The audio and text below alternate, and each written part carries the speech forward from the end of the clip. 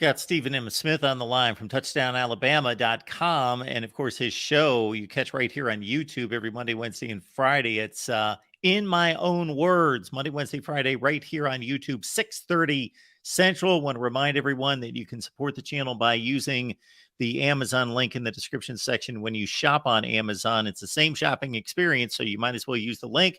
Doesn't cost you a penny. Well, we've had many conversations, Stephen, about the wide receiver core not being what it was in those prime years when Tua was first emerging with the 4 first-round picks in 2 seasons. But, of course, still plenty of talent there. Ja'Cory Brooks is back. Jermaine Burton's back. And then I see all sorts of candidates for those 3 and 4 positions, even with Trayshawn Holden moving on to Oregon, Isaiah Bond, JoJo Earl, and others. So how do you weed through those names to try to find somebody who's going to step up? Well, that's going to be fun to watch there too, Mark. You look at, yes, you bring back Ja'Cory Brooks and Jermaine Burton. You have a transfer, Malik Benson from JUCO, Hutchinson Community College in Kansas. We saw him in the spring game, 6 catches, 70 yards, and a touchdown. He kind of has that speed that Jameson Williams had back in 2021 that really helped Alabama right there. So going to keep your eyes on Malik Benson. And then you've got Kobe Prentice. You've got Isaiah Bond. You've got Kendrick Law.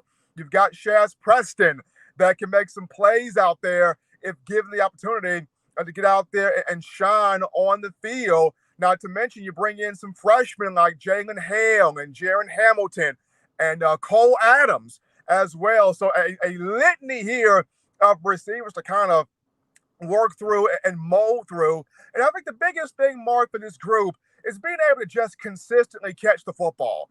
Last season, a lot of drops, and you saw Bryce Young. Yes, he kept a smile on his face, but you could tell, obviously, he was frustrated when he put the ball right there and the ball was not brought in, and several drops that took place there in multiple games a season ago. And when you break in a brand new starting quarterback and you're trying to build the confidence of that player, you got to catch the football. You got to catch it when it's thrown to you.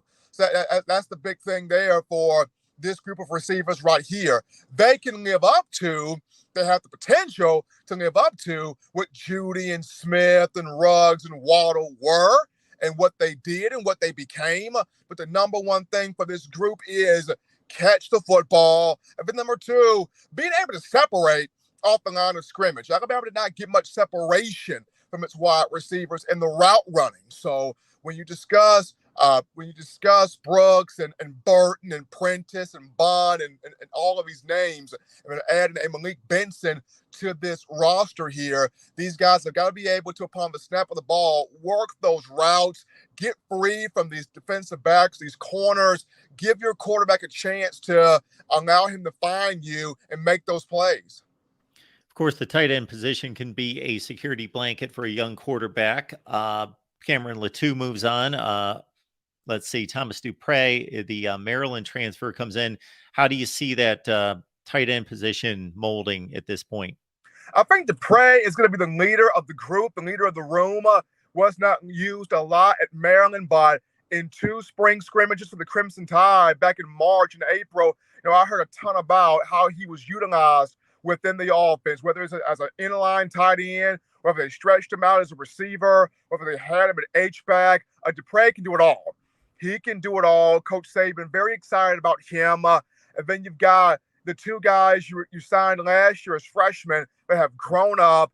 That's Amari Nyblack and Danny Lewis Jr.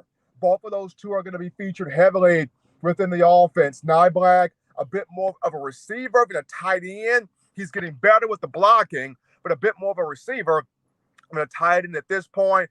Danny Lewis Jr., kind of your all-around guy, freakish athlete. We're going to see a good bit more of him. And then you still have Robbie Oots and Miles Kitselman, 2 guys who are more so of your blocking tight ends traditionally, but they do possess hands to catch the football if given the opportunity.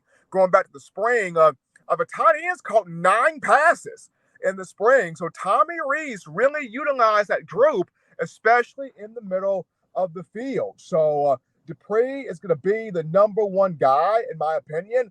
But Nyblack, Danny Lewis, Miles Kitselman, Robbie Oots, they will all fit some way into this scheme. And of course, Mark, that's CJ Dupree. keep that one Yeah, I'll in see line. you.